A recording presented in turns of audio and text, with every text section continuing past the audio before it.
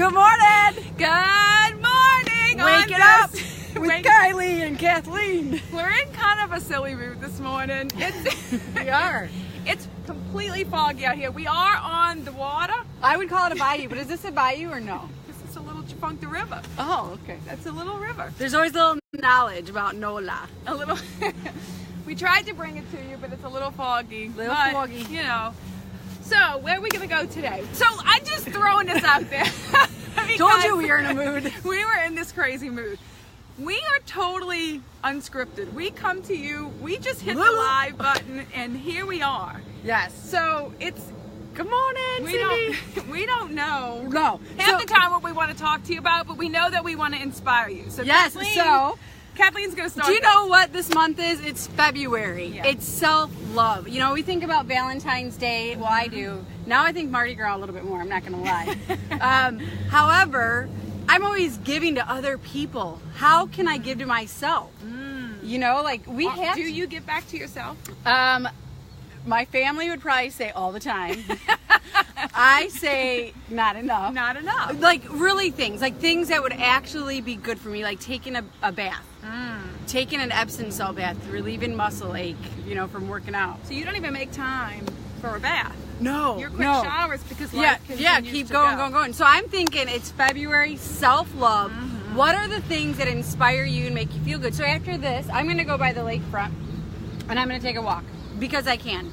Because you can. After I take Sean to school, of course. I just want to make sure. I have to be responsible. You got to be responsible too. Yeah. So self-love, what does that look like to you? What do you think that you do for yourself that you stop the clock for everybody else and you say, you know what, I'm going to take this 15 and I'm going to, what is it something that you do? Honestly, this is going to sound crazy to a lot of people, but my self-care and self-love are my workouts. Okay, no, that's awesome. Because when I started Weight Watchers, I made it a whole family event. We took the kids, my husband to the gym, and we all went. And so what happens with that is you become in a routine, which is totally fine. But then what happens is someone bails out. Well, not someone either bails out or there's after-school activities that. Sorry, begin. Courtney, I got to play with my hair right now. I can't stand this. Sarah didn't do my hair this morning. There's after-school activities that begin. So then it can kind of interfere with a workout schedule.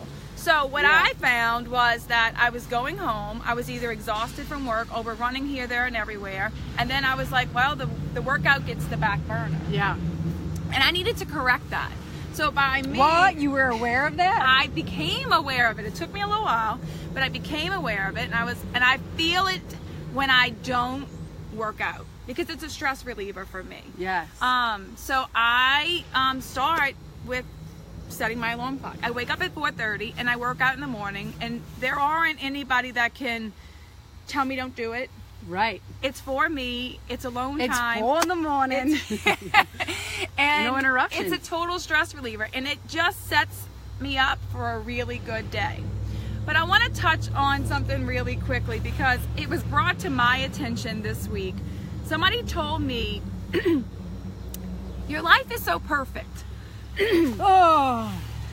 And I want to touch on that because that couldn't be farther from the truth. And good morning, Janet. When you look at somebody who has lost weight, a significant amount of weight, because I would consider what I lost pretty significant. Right.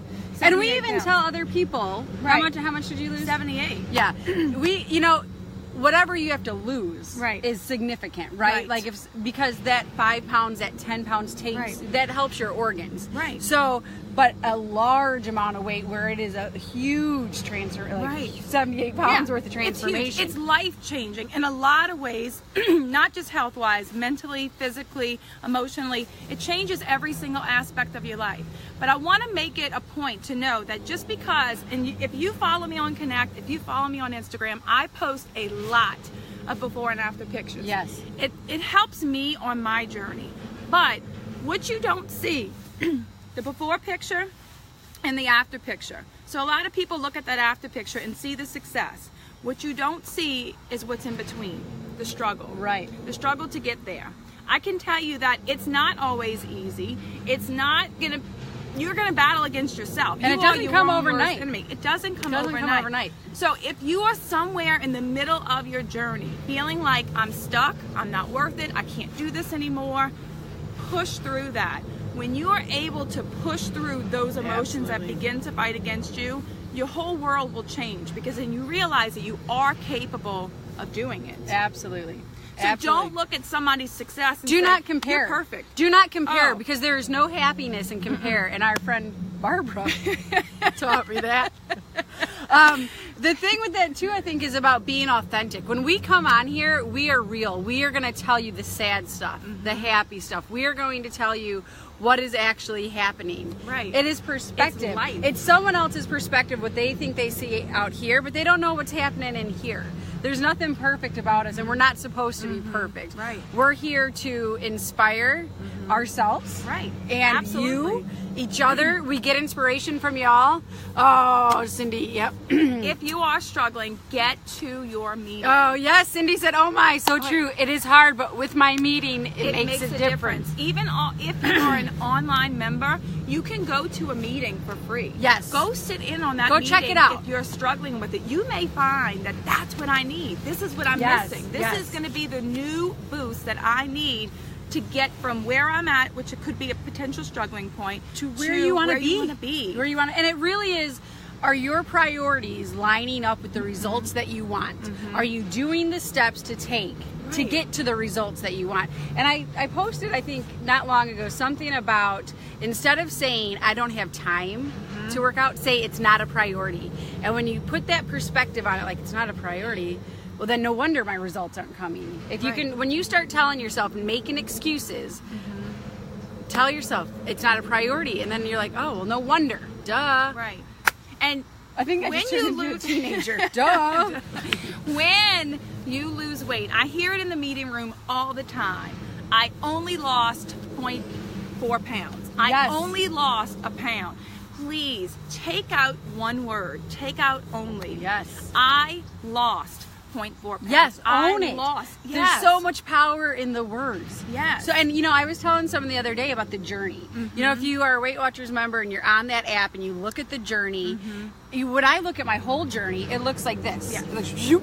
But when I look at the month, right, then it's like ding, ding, ding, ding, ding. That's what happens. Yes. I had someone last night gained for their first time, and she was devastated. Yeah. And then she got some perspective on it, and like, whoa, the 30 I've already lost is pretty darn good. Right. Look at the we're our whole worst picture enemies. instead of one single week. So it's February. Yes. What are we going to do to self-love? We're going to learn how to love yourself every single step of the way, no matter where you are in your journey. If it's the very beginning of it, forgive yourself if you're struggling. If it's the middle of it and you're at a standstill or you've hit a plateau, find a different alternative. Go to a meeting. Lean on somebody for support. Or if you're at goal or if you're at maintenance.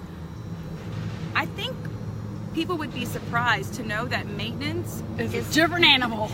It's a whole different ballgame. It can be a struggle. It can be a challenge. But know that if you find yourself on the slippery slope, to just regain control. Find what's getting you to that point and correct it. Absolutely. Finding the correction is sometimes the hardest, but it's also what we need. Reflect. Yes, that is the either staying in the problem or getting in the solution. You don't have to stay in the problem. Figure out what you can do. Yeah. And Janet says meetings help along with our videos. Isn't that sweet? Thank you. That's our goal. We can't change the world. No. but if we can change or help somebody through where they are on their journey. Because we were there. Yeah, and we're still there. We're still there. We still have struggles. It's life can be a struggle. And we have to lean on each other in those times. Absolutely. Yeah. Absolutely. So I think that it's good. Yeah. Courtney, I love ya. I felt like, is there more? No. I feel like, self-love this month. Love February. yourself. Love yourself and forgive yourself. And I hope y'all have an awesome Wednesday. Good morning. Susan, I see you.